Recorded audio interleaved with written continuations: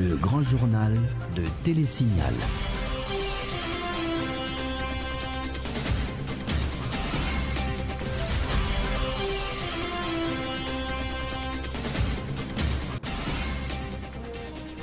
Bonsoir à tous, très heureux d'être avec vous pour ce journal. Au sommaire de cette édition, les 6 sénateurs de l'opposition finalement prêts à reprendre les discussions avec l'exécutif autour des élections.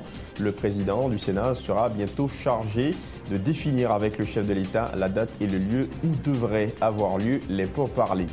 À 7 jours de la fin de leur ultimatum aux 6 sénateurs de l'opposition pour voter la loi électorale amendée, les 5 sénateurs proches du pouvoir en place renouvellent leur décision de démissionner si rien ne sort des discussions prévues entre le G6 et l'exécutif. Vers une meilleure protection des mineurs en Haïti, 2 avant-projets de loi, dont un code sur la protection de l'enfant, ont en ce sens été déposés au Parlement par la directrice de l'Institut du bien-être social ce mardi. Démantèlement par la PNH de plusieurs gangs armés au cours du mois d'août dernier. Parmi ces réseaux, un qui opérait à Pétionville et utilisait des prostituées comme indicateur pour perpétrer leur forfait. Et puis célébration du premier anniversaire du réseau haïtien de journalistes en santé, événement que les membres du réseau ont marqué par une journée de formation sur la nutrition et la santé maternelle. L'État islamique en Irak et au Levant revendique l'exécution d'un second journaliste américain, Steven Sotloff, 31 ans, dans une vidéo intitulée « Deuxième message à l'Amérique » publiée ce mardi. Toujours à l'étranger, Barack Obama, en tournée en Europe, le président américain doit participer au sommet du pays d'égal avec en toile de fond la vague de conflits en Ukraine et le combat contre l'État islamique en Irak et en Syrie. Voilà pour les titres, à tout de suite.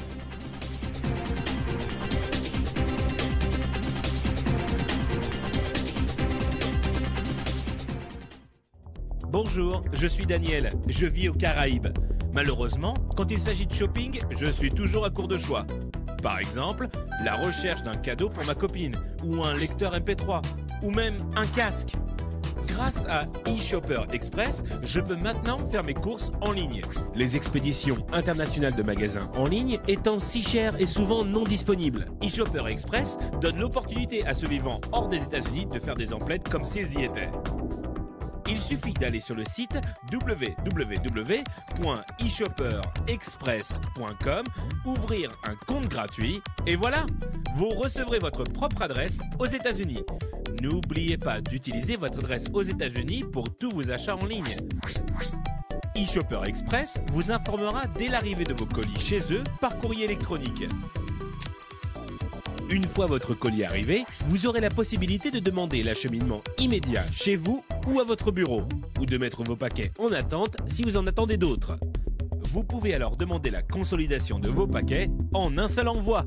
La consolidation peut vous faire économiser jusqu'à 50% sur les frais d'expédition internationaux. Incroyable! eShopper Express livrera vos colis à votre porte en quelques jours.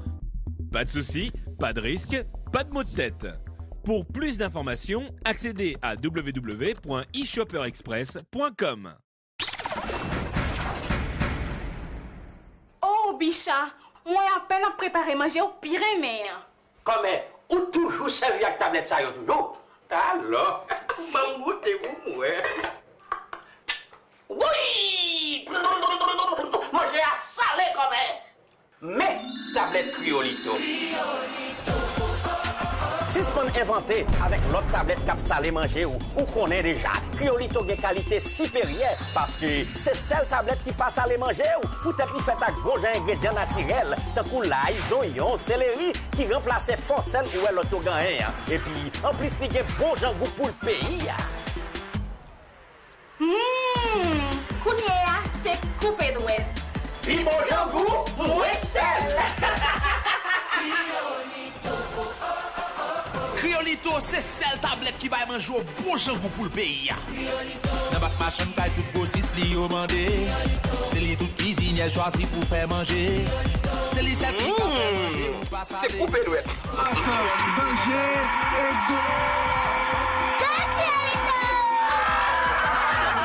Criolito, c'est numéro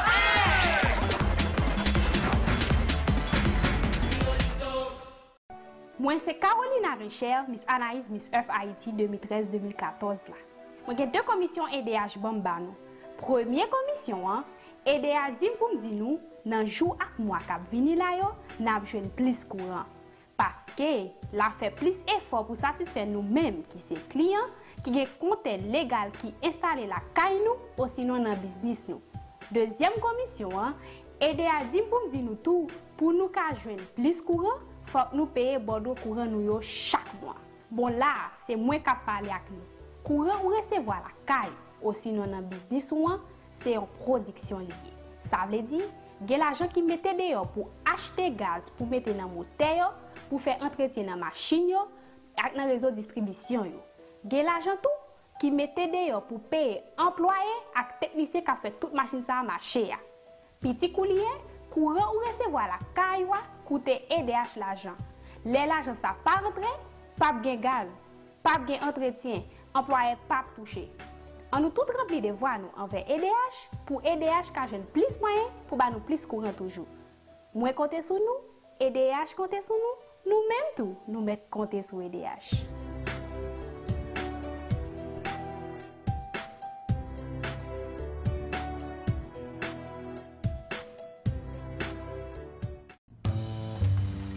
Ça n'a pas passé en bas du trou. Mais c'est ça, vous, monsieur. Ça a été là, il y a un boss. On va au testail.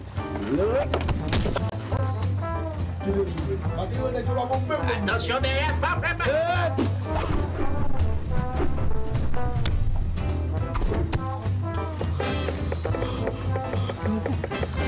Wilkie, viens t'admire. Oh! Nous correct. Halbay! Canes Construction. Halbi! Canes Construction. Ah, ok. Canes Construction, un grand monde dans le game de Kairi. Nous vivons tout numéro 1. Bon prix, c'est nous. L'autre bagage, on dit pas. Nous avons Canes Construction. Nous sommes plus terrain que tout l'autre. Bois, fer, ciment, céramique, peinture, électrique. Nous avons cuisine tout pareil. C'est Astel, Plaquel. Adresse nous tout dans la carte là, c'est nous. Canes Construction. Depuis on poursuit pas de l'autre côté. Canes Construction. Car la fin bâtie ou baisser meublé. Canes Construction. Oh, parking pour avion atterri. Les pères, viens nous plus atterrissage, nous entendez? Posez, purti.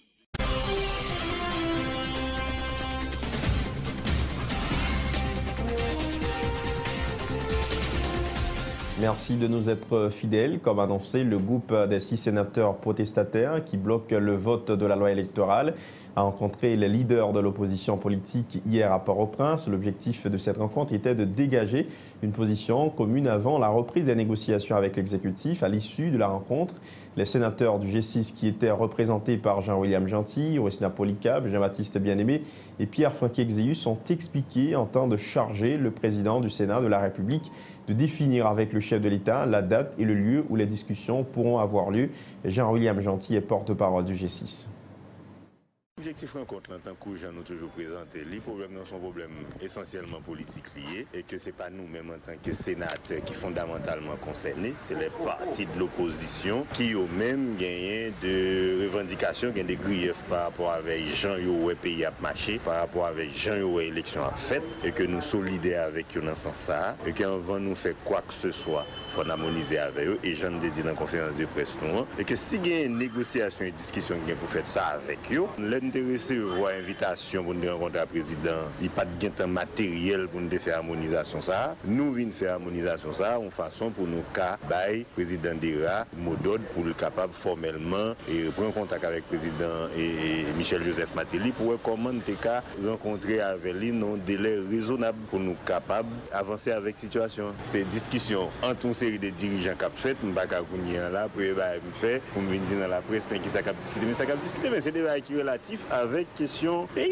problème, conditions pour organiser l'élection, on prend toute une série de bagailles. C'est autour de ça nous harmoniser. Il faut nous clair que il y a une lettre qui est venue déjà, il y a un rendez-vous qui est fait, nous avons reporté et que nous allons regarder avec le président comment pour nous joindre nos lieux, parce que nous ne sommes pas d'accord essentiellement avec la question du palais national. Nous ne sommes pas d'accord avec la date qui est trop bref pour nous.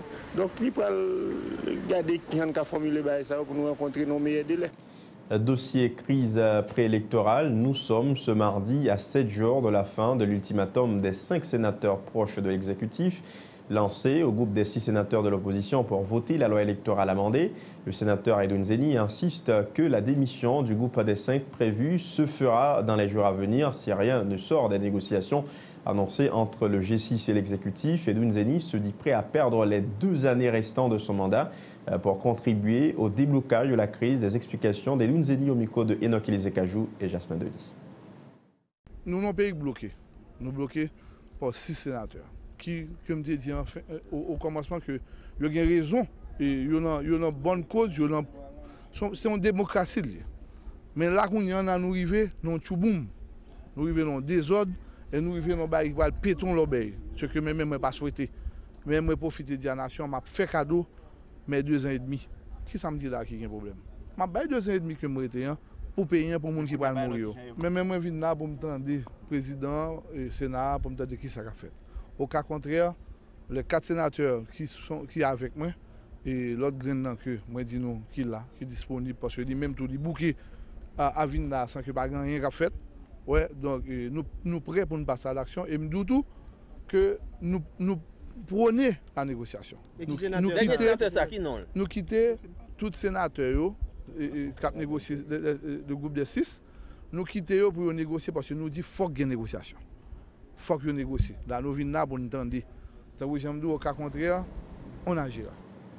Le sénateur de la Grand'Anse, Maxime Romer, de son côté, exhorte ses collègues de la Chambre haute à écouter la voix de la raison en trouvant une entente pouvant éviter une crise plus profonde au pays. Si les élections ne sont pas réalisées à temps, la crise sera inévitable, prévient le sénateur Romer, qui s'exprimait en marge d'une rencontre avec la directrice de l'Institut du bien-être social, venue faire le dépôt de 2 avant-projets de loi au Parlement. Bon, je pensais que c'est droit qui dit ça. Comme c'est droit, on a fait guérilla parlementaire. Mais jamais expliqué là, l'autre jour, dans le débat dans le Sénat, qu'il faut faire très attention. Dans un pays où gagne un sénateur ou un député joue à l'essentiel, et qui coule un pays, ça arrive en Italie déjà, le Tabouti, Aldo Moro, la Brigade Rouge, etc. Dans une situation d'instabilité où chaque député, par un voile ou un sénateur, qui a capoté un pays, ça l'a fait. Il va essayer. Oui, mais au café, mais on limite au café. Ma bonne opinion, pas. Il faut tenir compte de circonstances générales au pays pour prendre une chose. Si par exemple, ou l'émission, le Sénat a tombé, le Sénat occupe un obstacle aujourd'hui, mais en même temps, que une situation, ce n'est pas géré par décret. Automatiquement, payant au point de vue international, il y a un perdu sous l'île. Une situation. On reste au Parlement. Dépôt ce mardi de 2 avant-projets de loi au Parlement haïtien par la directrice de l'Institut du bien-être social et de recherche. Les documents en question sont la loi organique de Libéas et un code sur la protection de l'enfant qui viennent combler les lacunes en matière de protection des mineurs dans le pays. Les propos de Ariel Gentil-Vildouin sont recueillis par Enoch Élisée Cajou et Jasmin Denis. Accompagné avec cadre bien-être social, avec cadre UNICEF qui accompagne nous aujourd'hui pour nous être capables de présenter 2 avant-projets de loi qui est important, c'est code protection timoun et loi organique bien-être social. Code protection timoun, pour qui ça nous vient présenter, c'est parce que nous connaissons, si nous suivons pendant 2 à 3 dernières années, nous avons pile loi sur protection timoun qui votait. Donc nous avons un renforcement sur le système de protection timoun qui est vraiment significatif. Mais le problème qui vient gagner, c'est qu'un pile loi, mais il y a des gens éparpillés. Donc l'exécutif là trouvait que c'était vraiment impérieux, c'est une nécessité impérieuse pour nous gagner, pour nous mettre un seul instrument. Un seul instrument qui a tourné un outil de référence. Un outil côté tout le monde capable vraiment ouvrir et joindre tout ce qui a trait à protection timoun, toute loi qui existait, toute convention internationale. Donc c'est pour ça aujourd'hui nous sommes là pour nous présenter, pour nous travailler avec le Parlement sous code de l'enfant. Et vraiment, moi croiser doigt très serré pour espérer qu'avant le 8 qui pourra la fermeture et Parlement que nous avons espoir pour ta voter. Mais moi capable de dire qu'en réalité, moi saluer quand même élan et patriotique, élan et de civisme que chaque fois que nous présentons des lois sous protection timoun, en général jusqu'à présent toujours voté et toujours passé très bien. Dossier sécurité, démantèlement par la PNH d'un gang armé qui opérait dans la commune de Pétionville. Ce gang commune à Pétionville, ce gang utilisait bien sûr des prostituées comme indicateurs dans le voisinage des clubs et boîtes de nuit pour ensuite attaquer leurs victimes, a informé la police. 5 membres de ce groupe armé sont maintenant sous les verrous.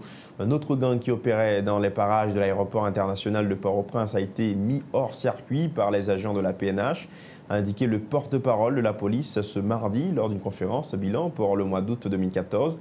Les explications de Franz Lerbeau au micro de Enoch Elizekajou et Jasmin Denis. Liste complète évadée qui était partielle semaine dernière et il a acheminé à la direction centrale police judiciaire, il a acheminé tout. Sous l'aéroport, du 7 au 27 août, il y a un bilan que la direction centrale police judiciaire, en particulier le bureau des affaires criminelles, travaille sur la question route-aéroport, côté que il y a des gens qui sont à l'étranger et qui étaient victimes de bandits qui ont opéré sur route là. Ça a mené à faire un ensemble d'opérations sur plusieurs sites de aire métropolitaine, Wharf Jérémy, Crissois, rue du Peuple, Carrefour. Chaque côté ça, c'est une ramification réseau de malfaiteurs qui a opéré sur l'aéroport. L'opération ça a été menée à 19 arrestations, 4 armes saisies et 2 machines qui confisquées. Pour finir, on a parlé de BLTS qui mène une opération dans la zone du Nel, qui est dans le sud, côté que monsieur a couru derrière plusieurs Jamaïcains qui ont fait trafic de stupéfiants. Et il y a 83 kg de marijuana que BLTS saisit. Et malheureusement, monsieur est en train de la fuite, Jamaïcains, il va pas mettre main sous eux. Dossier évasion de la prison civile de la Croix-des-Bouquets. À date, 68 évadés ont regagné leurs cellules suite à l'intervention de la police haïtienne. De ce nombre, 2 dangereux criminels répondant au nom de Déco et Debest, tristement célèbres dans le milieu criminel haïtien. Suivez les précisions de Franz Lerbeau, porte-parole de la PNH, toujours au micro de Enoch Elizekajou et Jasmin Denis. Liste complète évadée qui était partielle semaine dernière. Et il a acheminé à la direction centrale police judiciaire, il a acheminé tout à service de presse et relations publiques là, et à l'inspection générale. Donc là, nous sommes censés, dans le cadre de reprise d'évader, nous avons 68 personnes. Et 2 derniers personnes que nous prenons, c'est des criminels endus aussi, qui sont condamnés pour un ensemble de crimes comme enlèvement, séquestration. On a parlé de Déco et de Best. Des gens qui font non déjà dans l'affaire criminalité. Donc, c'est 2 derniers, M. Sao, que la police qui met sur dans le cadre de travail pour reprendre et tout évader gain. Autre information, le Premier ministre Laurent Salvador Lamotte se félicite de la campagne nationale d'alphabétisation enclenchée par la secrétaire d'État à l'alphabétisation, ce qui, selon lui, a permis à 250 000 personnes à bénéficier de ce programme. Laurent Salvador Lamotte a mis l'accent sur le support des Cubains dans le cadre de cette campagne d'alphabétisation, l'une des priorités de l'administration Martelly Lamotte. Écoutons, Laurent Lamotte est au micro de Esaü César et Randy Harry. Nous faisons une excellente rencontre sur la campagne nationale d'alphabétisation dans le pays. Pour que nous ayons une bonne décision qui prend pour que nous soyons capables de continuer avec la campagne en pleine coopération et collaboration avec le gouvernement cubain. Donc, aujourd'hui, nous avons décidé que nous avons environ 250 000 camarades qui sont alphabétisés.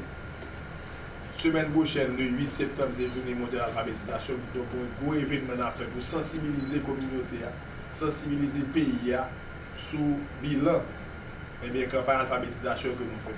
Nous discutons tout de comment est-ce que nous sommes capables d'améliorer le programme, comment nous sommes capables d'améliorer la coordination qui gagne entre différents ministères secrétaires d'État. Ensuite, comment que le comité mixte que nous mettons avec le gouvernement cubain, lui-même est capable de bien marcher pour que le résultat soit capable d'atterrir plus vite pour la population. Nous chita sous le processus de dépistage là, pour la 6e campagne qui va commencer.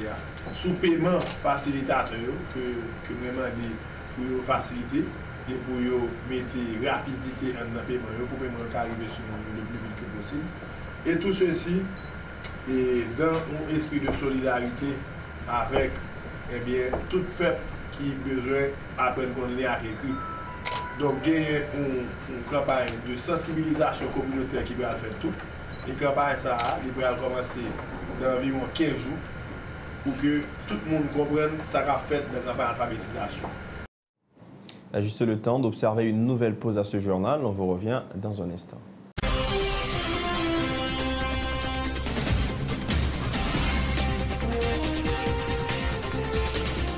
Vous travaillez pour construire votre avenir. Les fruits de vos efforts méritent d'être protégés. Tous vos investissements, chaque employé dévoué, chaque précieuse acquisition, aujourd'hui et pour les générations futures, un malheur est vite arrivé. Soyez prêts, car les conséquences pour vous peuvent être dévastatrices. Avec la AIC à vos côtés, vous pouvez affronter sereinement les surprises que vous réserve la vie. Retombez sur vos pieds. Inutile de tout recommencer. AIC est votre filet de sécurité. Vous créez la richesse, nous la protégeons.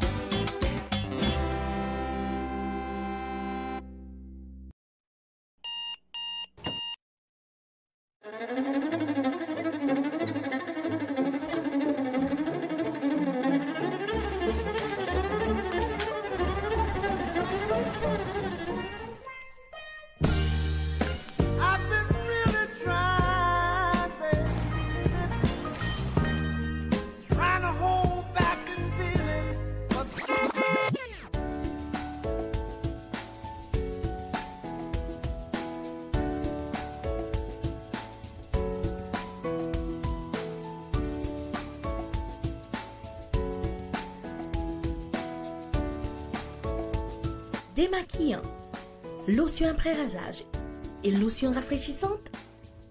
Limacol. La fraîcheur de la brise dans une bouteille. Limacol est un produit de la Disprofar en vente dans tous les supermarchés et les pharmacies.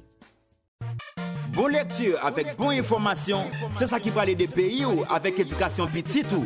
Parents yo, je n'ai pas chez les bouts, ti moun yo gatil gagné.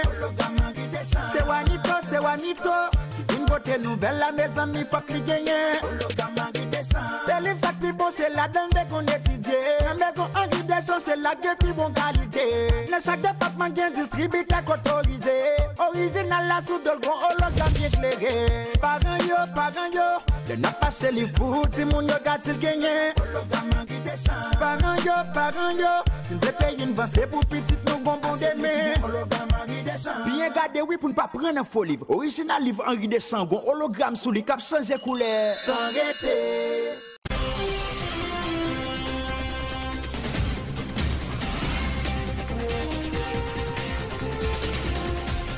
De retour après la pause, sachez que la Direction générale de l'électricité d'État d'Haïti s'excuse auprès de sa clientèle, en particulier la population en général, pour le déclenchement général ayant survenu hier matin dans la zone métropolitaine de Port-au-Prince suite à un problème électrique enregistré à la centrale de Péligre.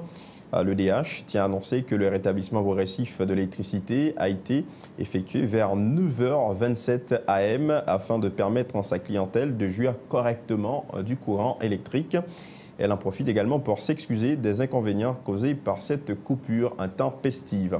Autre point, la formation de la 3e cohorte d'étudiants en maîtrise en administration publique de l'ENAP a été lancée ce mardi à Pétionville. En effet, 20 aspirants en maître ont été recrutés par 115 postulants pour recevoir des formations sur une période de 2 ans. Le coordonnateur général de l'École nationale d'administration et de politique publique évoque la nécessité de doter la fonction publique haïtienne de cadres compétents formés dans divers domaines. Tom Dumont et Samus David François étaient présents à la cérémonie de lancement. Suivez le reportage. L'Office de management et des ressources humaines. Ces 20 cadres ont été recrutés parmi 115 pour une maîtrise en administration à l'École nationale d'administration et de politique publique ENAP. Ils sont les meilleurs ayant réussi le concours, en témoigne le coordonnateur général de cette institution de formation. Harold Monpoint-Jeune inscrit cette démarche dans la perspective de doter l'administration publique haïtienne de cadres compétents en vue de sa modernisation. L'érection d'une administration publique performante, capable de mieux servir la population, passe donc obligatoirement par l'ENAP haïtienne, à qui est dévolue la mission d'assurer la formation et le perfectionnement des cadres de la fonction publique. Une administration publique moderne à même de contribuer au développement de l'économie haïtienne. Voilà ce que préconise Uder Antoine, coordonnateur général de l'Office de management des ressources humaines OMRH. Du moins, je le conçois, à profiter au mieux de l'administration de cette cour se rapporterait ponctuellement aux besoins de l'administration publique haïtienne en cadre supérieur de qualité, compte tenu de la fuite importante des cerveaux haïtiens vers l'extérieur, à la recherche aussi d'un mieux-être pour eux et leur famille. Présidente de la deuxième cohorte d'étudiants dont la formation a débuté en mai 2012, Rose Carmel Jean-Victor croit nécessaire d'attirer l'attention des membres de la troisième promotion de l'ENAP sur l'immensité des travaux qui les attendent. Problème d'électricité, d'Internet, d'absence de bibliothèque.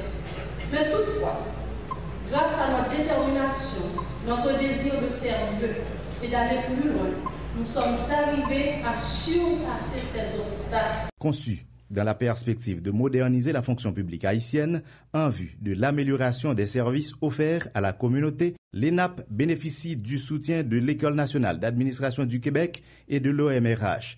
La troisième promotion est constituée de 10 hommes et 10 femmes.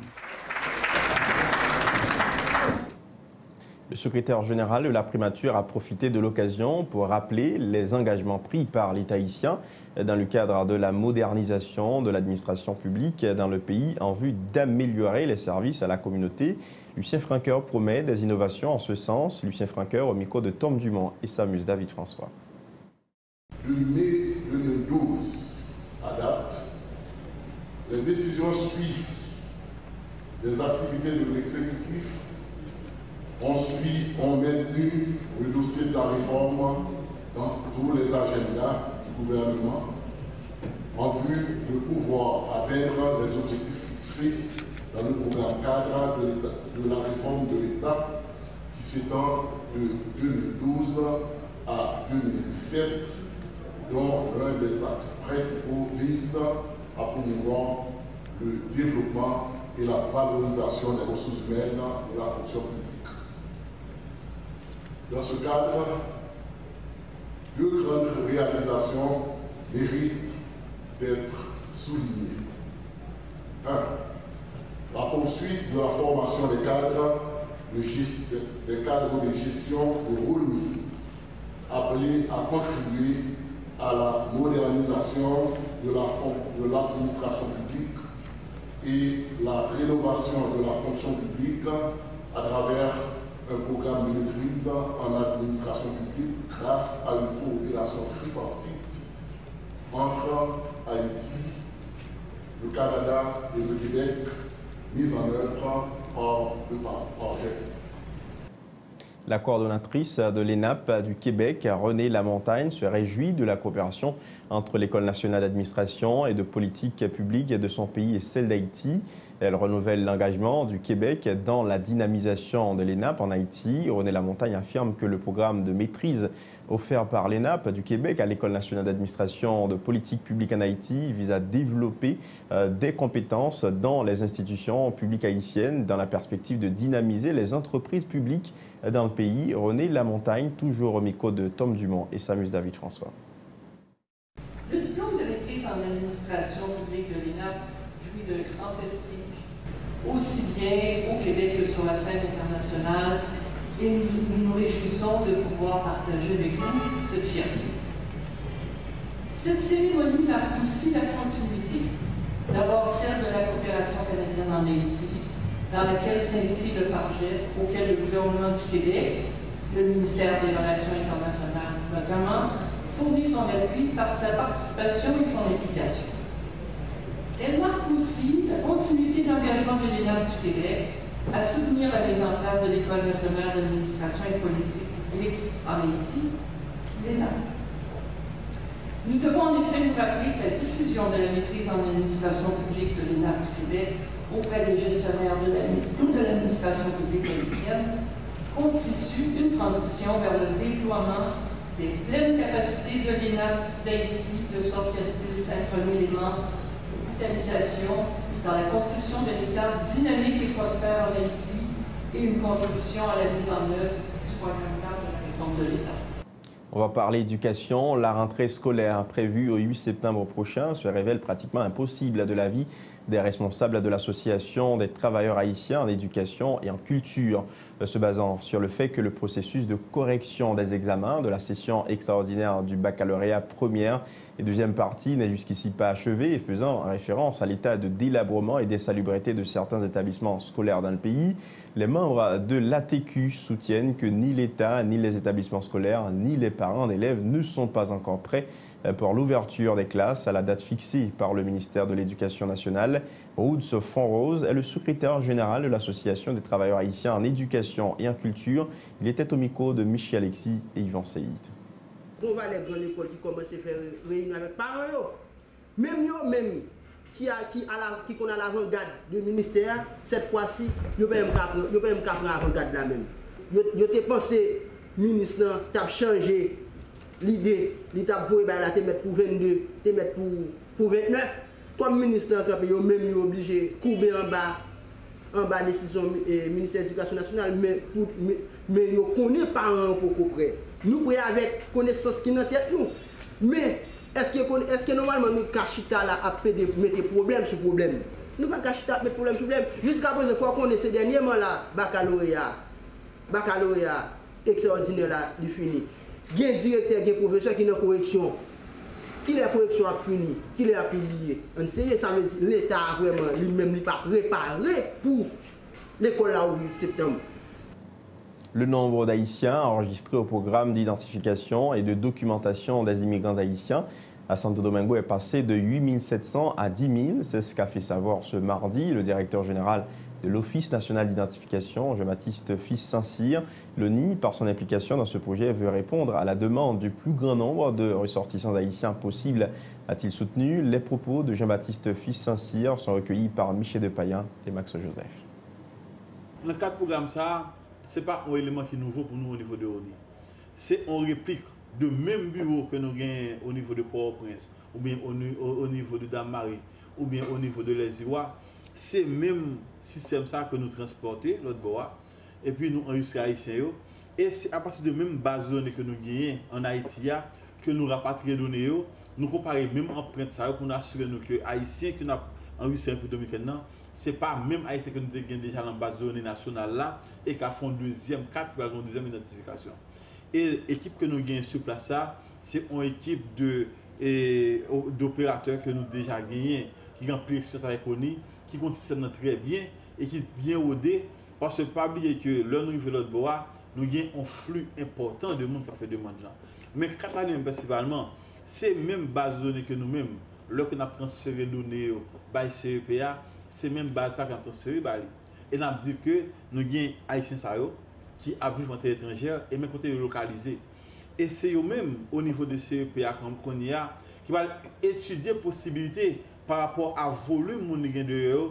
Est-ce que Haïti, quand vous êtes étranger, eux-mêmes, qui pourraient travailler au Qatar, eux-mêmes, pour nous prendre disposition, pour nous permettre de voter, ce n'est pas au niveau de l'ONI. Mais nous-mêmes, comme information que nous avons bien, nous avons transféré les données. Alors qu'on y a, nous avons travaillé avec CEPA pour nous donner toutes les informations. Et c'est vrai que pour le moment, on ne peut pas avoir nous clôturer la liste par rapport à la date où nous devons faire l'élection. Mais c'est sûr que dans le jour qui va venir, si la date est reportée, à l'initiative du réseau haïtien de journalistes en santé, une journée de formation sur la nutrition et la santé maternelle a été organisée ce mardi à Pétionville. À l'intention des membres du réseau, cette initiative qui coïncide avec le premier anniversaire de cette organisation a été l'occasion pour le secrétaire général du réseau de dresser un bilan positif des actions menées par le RHJS depuis son existence. Selon Odile L'Espérance, les membres du réseau disposent désormais de connaissances leur permettant de traiter des sujets portant sur la santé. Il en a profité pour remercier ses partenaires dans le ministère de la Santé publique. Les déclarations du docteur Odile L'Espérance au micro de Ludmilla Marc et Samus David François.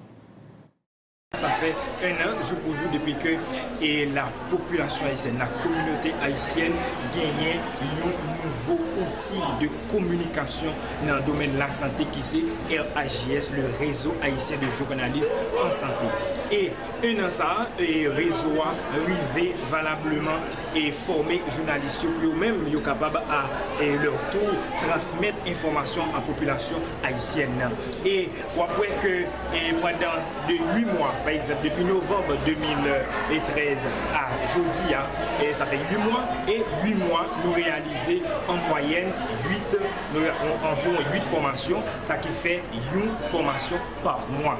Donc c'est déjà beaucoup pour une année, côté que principal et moteur de promotion santé en matière de communication, c'est la formation. Il faut que le journaliste la gagne pour lui-même être capable de transmettre. Donc, pas dans la première année, ça, nous faisons un ensemble de formations, que ce soit surtout sur les problèmes majeurs de santé publique, que ce soit sur la violence basée sur les gens qui sont problèmes sérieux et dans le pays. Nous faisons formation sur les infections sexuellement transmissibles, y compris le VIH-Sida, et formation sur les maladies à transmission vectorielle, par exemple malaria, dengue, chikungunya. Donc, journaliste là, je dis à mieux comprendre et domaine ça, de formation sur la vaccination, sur la santé maternelle, sur la toxicomanie et également nous faisons formation sur la nutrition et allaitement qu'a fait jeudi.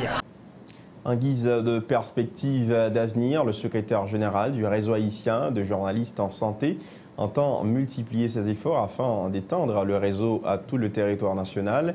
Le docteur Odile L'Espérance a fait part de son intention de lancer le programme baptisé les vendredis de RAJS d'ici au mois de novembre prochain. Il compte également élaborer un plan d'action pour le réseau et mettre sur pied un centre de documentation en santé à disposition des journalistes. Le secrétaire général du réseau haïtien de journalistes en santé, Odile L'Espérance.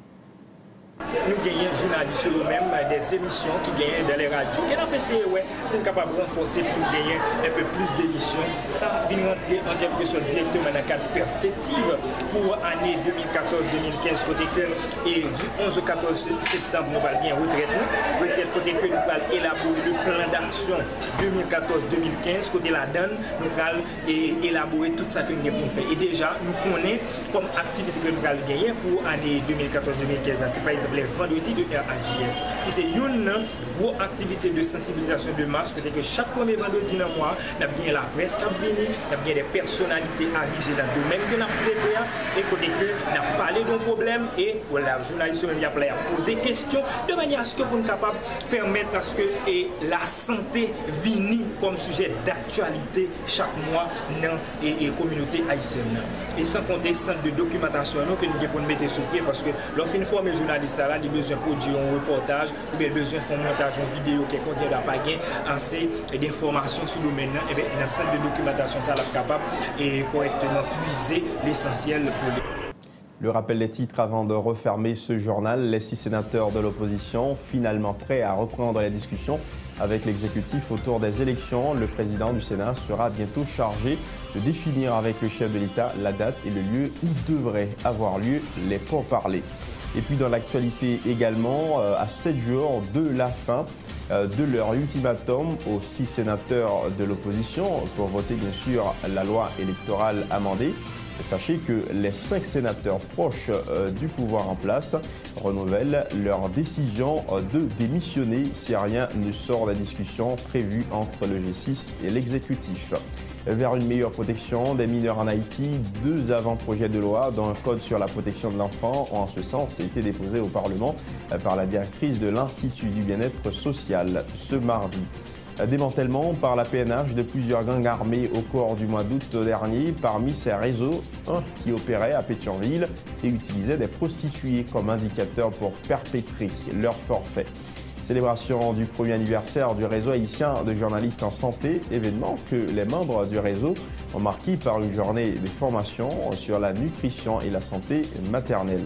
À l'étranger, l'État islamique en Irak et au Levant revendique l'exécution d'un second journaliste américain, Steven Sotloff, 31 ans, dans une vidéo intitulée « Deuxième message à l'Amérique » publiée ce mardi. Barack Obama en tournée en Europe. Le président américain doit participer au sommet du pays d'égal avec en toile de fond la vague de conflits en Ukraine et le combat contre l'État islamique en Irak et en Syrie. Voilà qui met un terme à ce journal. Merci à chacun de vous de l'avoir suivi. À très bientôt.